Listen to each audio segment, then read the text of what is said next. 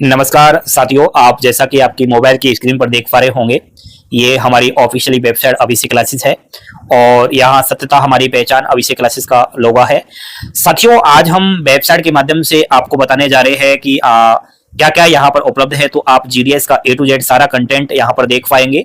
India post office की सारी update यहाँ पर मिलती रहती है। तो अभी तक आपने वेबसाइट विजिट नहीं किया तो एक बार कीजिए। जीडीएस रिजल्ट 2024 में आपको बता दूं कि शेड्यूल जुलाई 2024 में जो वैकेंसी आई है 44,228 पदों पर, इसकी अभी क्या है, थर्ड लिस्ट आ चुकी है। तो आप थर्ड लिस्ट का अलग अलग जो है सर्किल बार पीडीएफ डाउनलोड कर सकते हो। एंड 2023 में जो भी ग्रामीण डाक सेवक की तीन बार वैकेंसी आई, उसका भी आप प्रत्येक सर्किल का मेरिट लिस्ट डाउनलोड कर सकते हो। उसी के साथ साथ आप जो मेरिट लिस्ट है उसका कट ऑफ भी देख पाएंगे और वो भी कट ऑफ यहाँ आप सर्किल वार, डिवीजन वार और कम्युनिटी वाइज देख पाएंगे। लेकिन आज इस वीडियो के माध्यम से मैं दोस्तों जीडीएस की सैलरी के बारे में थोड़ा डिटेल्स के साथ चर्चा करने वाला हूं। तो यहाँ पर जीडीएस अबाउट में आपको जो दिखाई दे रहा है सेकंड नंबर पर जीडीएस सैलरी एंड बेनिफिट, यहाँ पर आप जैसे ही क्लिक करोगे जीडीएस की सारी सैलरी के बारे में आपको जानकारी मिल जाएगी। तो साथियों, सबसे पहले हम जीडीएस का वेतन देख लेते हैं, क्योंकि आपको पता होना चाहिए कि वर्तमान में जो जीडीएस कर्मचारी है उसका जो वेतन है वो कितना है। तो जीडीएस में 3 प्रकार के पद होते हैं। एक तो होता है बीपीएम ब्रांच पोस्ट मास्टर। तो आपको बता दूं इसका जो बेसिक पे है वो 12,000 रुपए होता है, यानी कि टीआरसीए। अभी जो टीआरसीए है इसका आप डीए लगाओगे, यानी कि डेयरनेस अलाउंस। तो दोस्तों डेयरनेस अलाउंस जो है 50% से 63% हो चुका है, यानी कि डायरेक्ट 3% की इसमें वृद्धि हो चुकी है सभी केंद्रीय कर्मचारियों की। तो आज मैं आपको 53% डीए से ही जीडीएस की सैलरी बताने जा रहा हूं। दोस्तों 12,000 का आप 53% लगाओगे तो 6,360 रुपए डेयरनेस अलाउंस हो जाता है। तो एक नेट प्रारंभिक वेतन जीडीएस बीपीएम का 18,360 रुपए। Assistant branch post master ABPM की सैलरी अगर देखें तो 10,000 रुपए टीआरसीए, 5,300 रुपए डीए हो चुका 53% और 15,300 रुपए इसकी सैलरी बन गई। डाक सेवक की सैलरी भी वहीं एबीपीएम के बराबर होती है। लेकिन साथियों यहां पर ये तो आपका टीआरसीए और डेयरनेस अलाउंस यानी कि महंगाई भत्ता मिलता है। इसके अलावा कटौतियां और जो लाभ है वो भी आपको दिए जाते हैं, तो थोड़ा वो भी आप लोग देख लीजिए। दोस्तों यहां पर आपको कौन कौन से अलाउंसेस मिलते हैं वो दिखाई दे रहे हैं। जैसे कि बीपीएम को ऑफिस मेंटेनेंस अलाउंस मिलता है 250 से 500 रुपए, ठीक है। उसके बाद एबीपीएम को मिलता है, डाक सेवक को मिलता है स्टेशनरी चार्ज के 25 रुपए, रिस्क एंड हार्डशिप अलाउंस के 500 रुपए और एबीपीएम को साइकिल मेंटेनेंस अलाउंस के और मिलते हैं साथियों यहां पर 180 रुपए। ये तो मिलता है आपको अलाउंसेस। लेकिन यहां पर आपकी सैलरी है उसमें कुछ कटौतियां भी होती है।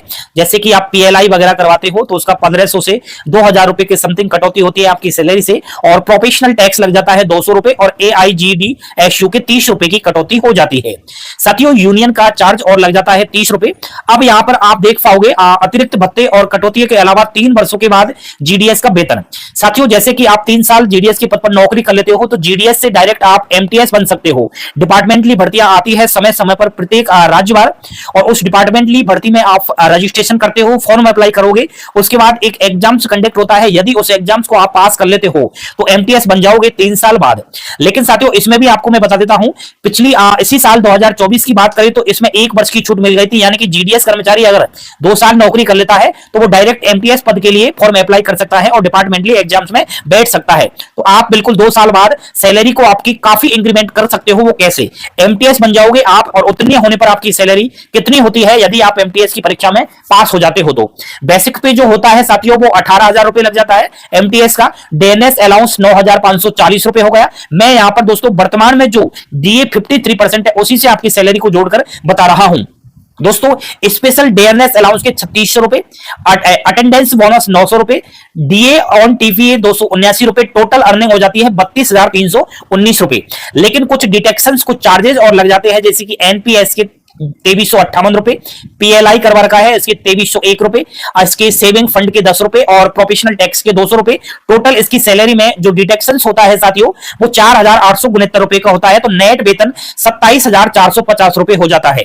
तो साथियों 2 साल बाद आप जीडीएस से इतना ज्यादा वेतन ले पाओगे। 27,000 रुपए बहुत होते हैं। नेक्स्ट साथियों 5 वर्ष के बाद जीडीएस का वेतन क्या हो जाएगा? तो मैं समझता हूं 5 वर्ष जब आप नौकरी कर लेते हो तो आप पोस्टमैन और मेलगार्ड के पद के लिए आप प्रमोशन ले सकते हो। और यदि आप पोस्टमैन और मेलगार्ड का जो डिपार्टमेंटली एग्जाम्स होता है उसको पास कर लेते हो तो आपकी 5 वर्ष बाद सैलरी कितनी हो जाती है वो देखिएगा। बेसिक पे हो जाता है साथियों 21,700 रुपए। इसका आप डेयरनेस अलाउंस लगाओ 11,501 रुपए, साइकिल अलाउंस 180 रुपए, ट्रांसपोर्ट अलाउंस 1800 रुपए, हाउस रेंट अलाउंस साथियों जीडीएस को नहीं मिलता, लेकिन जब पोस्टमैन और मेलगार्ड पद के लिए आप प्रमोशन ले लोगे तो वो मिलेगा 1953 रुपए। डीए और टीपीए की बात करें तो 504 रुपए, टोटल अर्निंग हुआ 37,638 रुपए। लेकिन इसमें से कुछ डिडक्शंस आपके होते हैं, जैसे कि कटौतियां होती है, एनपीएस की कर जाते हैं 2778 रुपए, प्रोफेशनल टैक्स के 200 रुपए और सेविंग फंड के 10 रुपए। टोटल जो डिडक्शंस हुआ है 2,998 रुपए। अब आप माइनस कीजिए 37,638 में से 2,998 रुपए, तो नेट वेतन 34,640 रुपए आपका हो जाता है। यदि विभागीय परीक्षा में उत्तीर्ण नहीं होते हो आप और 5 वर्ष बाद अगर सैलरी की मैं बात करूं तो साथियों बीपीएम का जो टीआरसीए है वो 13,800 रुपए, इसका आप डीए लगाओगे तो 7,314 रुपए, नेट वेतन 21,114 रुपए हो जाता है। वहीं बात करें एबीपीएम का तो टीआरसीए 11,500 रुपए, डीएनएस 6,095 रुपए, नेट वेतन 17,595। ठीक है, और डाक सेवक का भी सेम एबीपीएम के बराबर ही वेतन होता है। 8 वर्ष बाद जीडीएस का वेतन, दोस्तों 8 वर्ष बाद क्या है, आप पोस्टल असिस्टेंट और सॉर्टिंग असिस्टेंट का पद ले सकते हो। डिपार्टमेंटली वैकेंसी आती है पीए और एसए के लिए, लेकिन चांसेस कम ही होते हैं साथियों। पहले आपको पोस्टमैन बनना पड़ता है या फिर जीडीएस से एमटीएस बनना पड़ता है, तब जाकर आप पीए और एसए तक पहुंचते हो। चलिए मान लिया जाए आप पहुंच जाते हो पीए और एसए तक, तो आपकी सैलरी फिर कितनी हो जाती है वो भी देख लेते हैं।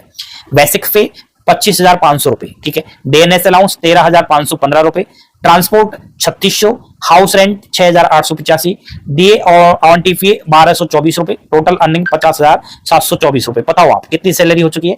डिटेक्शंस कुछ कटौतियां होती है, जैसे एनपीएस के 3,417 रुपए, प्रोफेशनल टैक्स के 200 रुपए, सेविंग फंड के 30 रुपए, टोटल जो डिडक्शन लग जाता है वो 3,647 रुपए। तो नेट वेतन जो होता है पीए का वो 47,077 रुपए।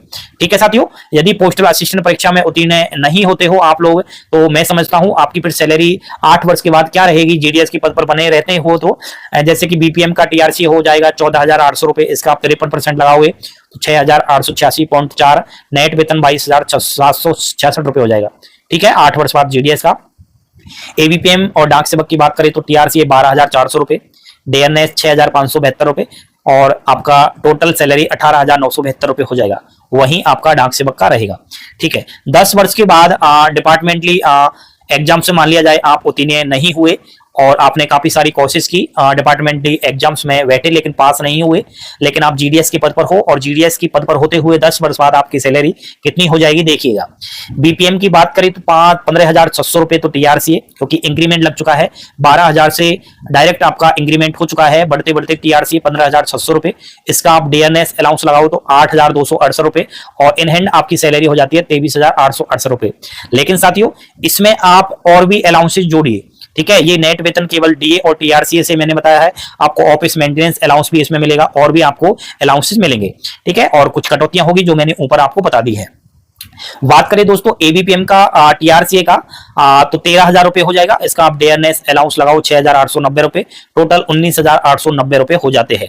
ठीक है, 15 वर्ष बाद जीडीएस का वेतन क्या होता है यदि आप डिपार्टमेंटली एग्जाम्स में उत्तीर्ण नहीं होते हो तो ये एक बार आपको देखना चाहिए साथियों, ताकि आपको पता चल सके कि आपकी लाइफ कहां तक पहुंच जाएगी जीडीएस के पद पर रहते हुए।